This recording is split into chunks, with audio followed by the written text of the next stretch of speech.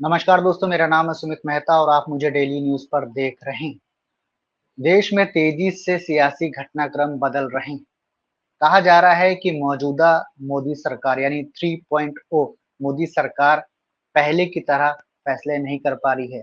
प्रधानमंत्री डरे हुए हैं। इसे लेकर पार्टी के समर्थक ही नाराज हैं। इसी मुद्दे पर बात करते हैं पत्रकार राघवेंद्र मिश्रा जी से। जानते हैं कि वो क्या सोचते हैं। जी राघवेंद्र जी, क्या लग रहा है, सरकार कुछ डरी हुई है क्या? जो जिस तरीके से लगातार फैसले वापस लिए जा रहे हैं, विपक्ष जो दबाव बना रहा है, सरकार वही कर रही है जो विपक्ष चाहता है। जी, कुछ तो दबाव में है क्योंकि लोकसभा के नतीजे आने के बाद जिस हिसाब से बीजेपी को झटका लगा है, उसके बाद दबाव में आ गई है। क्योंकि इसके पहले का कार्यकाल को आप देखेंगे, तो मोदी सरकार ने विपक्ष और समर्थकों के विरोध के बावजूद भी कड़े और बड़े फैसले लिए हैं। हम्म। लेकिन अब इस बार जो दिख रहा है, वो हम्म। रौला जो है बीजेपी का वो नहीं दिख रहा है, क्योंकि अब उसके फैसलों से ही लग रहा है कि काफ़ी वो दबाव में आ गई है। हम्म। हालाँकि मोदी का ये तीसरा कार्यकाल है, तो हम्म। जो एक उभार होता है वो तो डाउन होना ही है, एक शिखर के बाद लोगों को नीचे आना ही है। हम्म। तो तीसरे कार्यकाल में जो मोदी का एक जो कहा जाता है, तो देश में लहर चल रही थी, वो ल लहर तो हम्म। खत्म हुई है। तो हम्म। उसका असर सरकार पर इस बार सरकार में भी दिख रहा है, क्योंकि जिस हिसाब से उसने पिछले कार्यकाल में अपने कड़े और बड़े फैसले लिए हैं, वो हम्म। फैसले लेने का साहस नहीं जुटा पा रही। इधर बीच उसने कुछ फैसले लेने की कोशिश की, लेकिन विपक्ष का जब दबाव देखा, तो उसने बैकफुट यानी पीछे हट लिया। तो इससे साफ ज़ाहिर है कि सरकार इस पर मौजूदा समय में दबाव की स्थिति में है। हालाँकि जब सरकार थोड़ा कमज़ोर होती है, तो उसके प्राय सब आँख दिखाने लगते हैं। वही हाल इसमें बीजेपी में दिख रहा है कि सहयोगी दल के नेताओं के साथ-साथ उनके अपनी ही पार्टी के नेता खुद ही सरकार हम्म। के फैसले पे सवाल उठाने खड़े करने शुरू कर दिए हैं, आँख दिखाने शुरू कर दिए हैं। ये हिम्मत पहले 2 साल के कार्यकाल 2 बार के कार्यकाल में हम्म। किसी में नहीं दिखी थी। किसी की तो नहीं थी। ऐसी स्थिति में सरकार का दबाव में आना स्वाभाविक भी है। गठबंधन की अगर बात करें तो जिस हिसाब से उत्तर प्रदेश की अगर बात करें तो अनुप्रिया पटेल उत्तर प्रदेश में भर्तियों को लेकर सरकार के खिलाफ या सरकार के फैसलों से खुश नहीं दिखी। इसे लेकर उन्होंने पत्र भी लिखे। और इसके अलावा चिराग पासवान भी पिछले दिनों देखा गया है कि जब आरक्षण को लेकर सुप्रीम कोर्ट का एक फैसला आया, क्रीमी लेयर को अलग किया जाए, आरक्षण को दायरा में उनको लाया जाए जो कि जिन्हें आरक्षण नहीं मिल पा रहा है। इसे लेकर विपक्ष तो खिलाफ था ही, लेकिन चिराग पासवान भी सरकार की परेशानी बढ़ा रहे थे। और लगता है कि ये सीटें कम होने की वजह से आगामी 5 साल तक लगता है कि सरकार ऐसे ही चलेगी। देखिए, बीजेपी के गठबंधन दल के नेताओं का अगर विरोध किसी फैसले को लेके हो रहा है, तो उसको राजनीतिक स्टंट के रूप में भी देखा जा सकता है। क्योंकि कई फैसले बीजेपी ने लिए हैं जो जिसका अब जन विरोध काफ़ी हुआ है। लेकिन वहाँ हुँ। इनके गठबंधन दल के नेता चुप्पी साधे रहे। और हुँ। ये जयंत चौधरी हुए, अनुप्रिया पटेल हुए, चिराग पासवान हुए, ये लोग हुँ। जब अपना क्षे जैसे इन लोगों का भी वजूद अपने ही अपनी पार्टी की वजह से और अपने सहयोगियों के उस पे है। तो जहाँ इनका वोट बैंक या सहयोगी नाराज़ होते नज़र आते हैं, वहाँ ये उन हुँ। फैसलों पे सवाल उठाते हैं। हालाँकि ये सवाल उठाना इनका सदन के अंदर वाजिब होता है, वहाँ तो ये समर्थन कर जाते हैं। हुँ। बाहर जनता को दिखाने के लिए ये उस हुँ। फैसले का विरोध करते हैं कि ऐसा नहीं, ऐसा किया गया होता तो बेहतर होता। तो ये कुल मिला-जुला के राजनीतिक स्टंट होता है, इस विरोध का कोई मतलब नहीं होता। शायद इसीलिए पार्टी हुँ। इसको गंभीरता से इन लोगों के विरोध को लेती भी नहीं, क्योंकि उसको पता है कि जहाँ विरोध करना चाहिए था, वहाँ ये लोग वहाँ साथ में नहीं। खड़े थे। और जहाँ विरोध करने का कोई मतलब नहीं निकलता, वहाँ जनता को गुमराह करने के लिए पार्टी के फैसलों पे सवाल उठाते रहते हैं। हुँ। हालाँकि पहले ये साहस नहीं कर पा रहे थे, अब ये साहस इन सहयोगी दलों के अंदर दिख रहा है।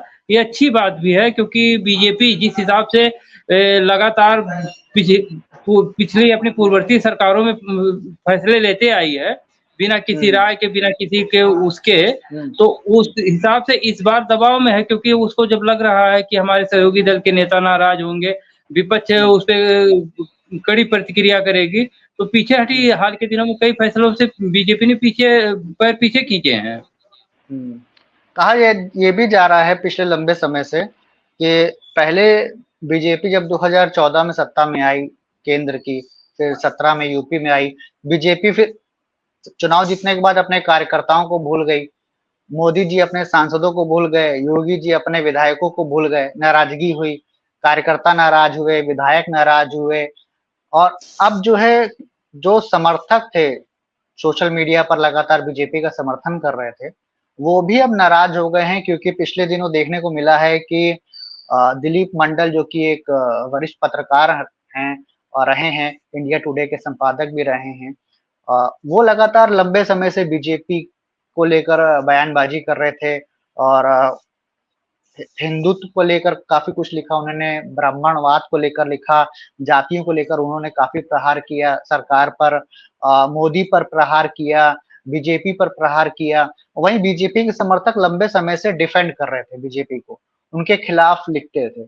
लेकिन अब बीजेपी ने ही यानी केंद्र सरकार ने, मोदी सरकार ने उन्हें ही सूचना प्रसारण मंत्रालय में सलाहकार नियुक्त किया है, जिसके बाद अब बीजेपी के समर्थक जो लगातार सिर्फ बीजेपी की विचारधारा की वजह से बीजेपी से जुड़े थे, वो खिलाफ हो रहे हैं बीजेपी के। क्या लग रहा है कि बीजेपी के अंदर क्या पक रहा है कि बीजेपी इतनी कमज़ोर हो चुकी है कि जो विरोधी थे, उनको ही शामिल करने लगी?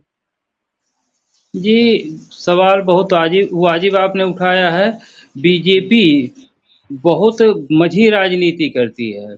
बीजेपी के जो समर्थक हैं, एक होते हैं समर्थक, एक होते हैं कट्टर समर्थक। हुँ, तो हुँ।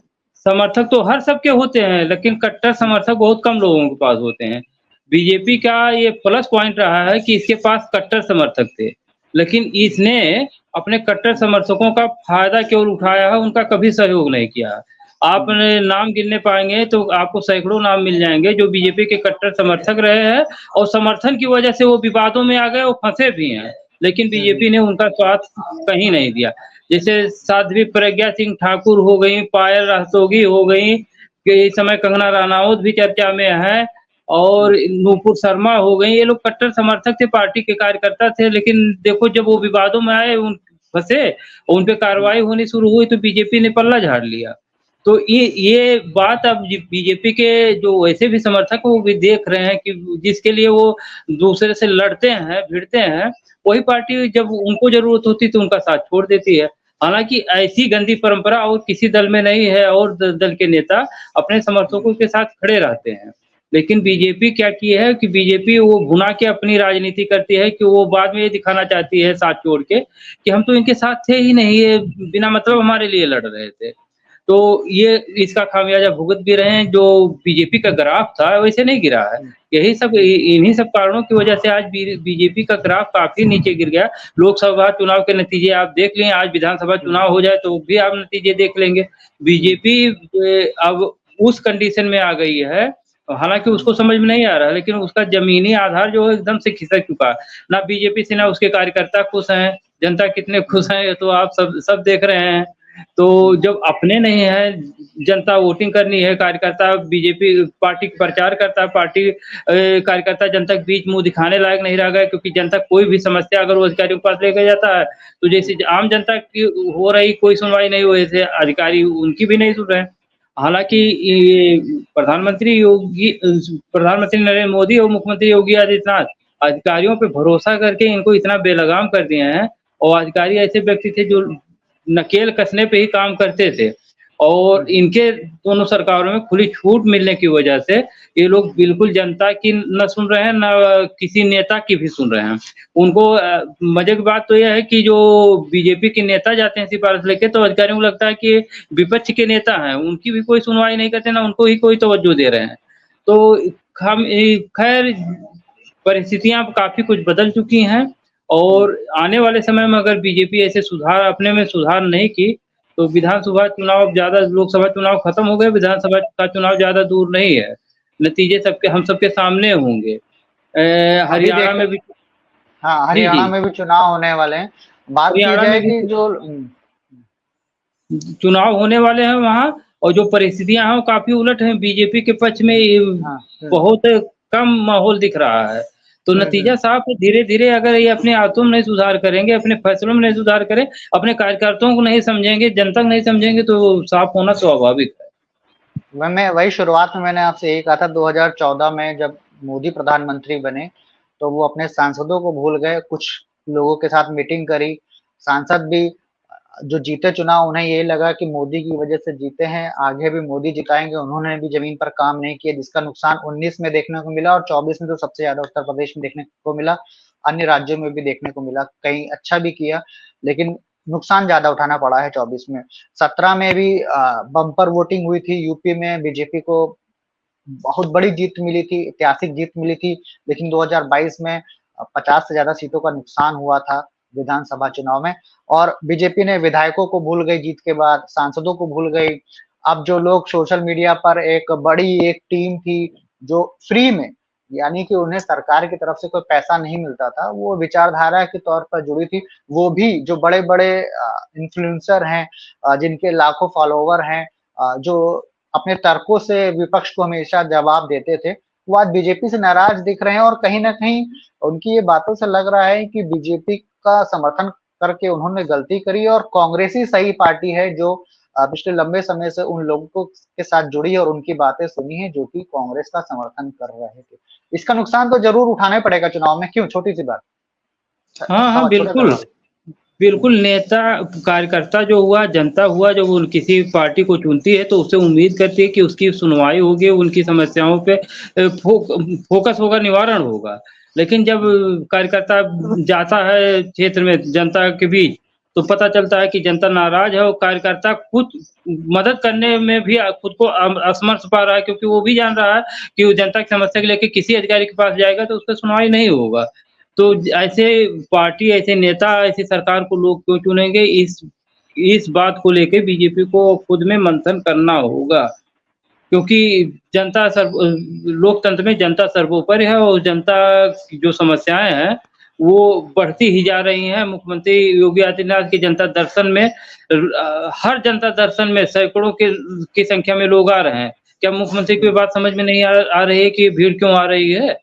तो खैर हुँ। ठीक है, जब सत्ता का नशा चढ़ता है तो उसको वास्तविक हकीकत नज़र नहीं आती है। मोदी और योगी दोनों सरकार सत्ता के नशे में चूर हैं इसलिए शायद उनको वास्तविक स्थिति का पता नहीं चल अंदाज़ा पा नहीं रहा। है। हुँ, हाँ। इसका नुकसान आने वाले चुनाव में उठाना पड़ेगा आपकी बातों से साफ लग रहा है और जनता के मूड से भी और सोशल मीडिया पर जो नाराज़ हो गए हैं लोग बीजेपी से, उनकी बातों से भी यही लग रहा है। सबकी बातों से लग रहा है कि बीजेपी ने अगर जल्द बड़े और कड़े फैसले नहीं लिए तो नुकसान आगामी चुनाव में उसे चाहे वो विधानसभा चुनाव होने हों या आगामी लोकसभा चुनाव हों जो कि 2029 में होंगे, उससे बीजेपी को नुकसान उठाना पड़ेगा। आपने समय दिया डेली न्यूज़ पे इसके लिए बहुत-बहुत धन्यवाद। हुँ, है।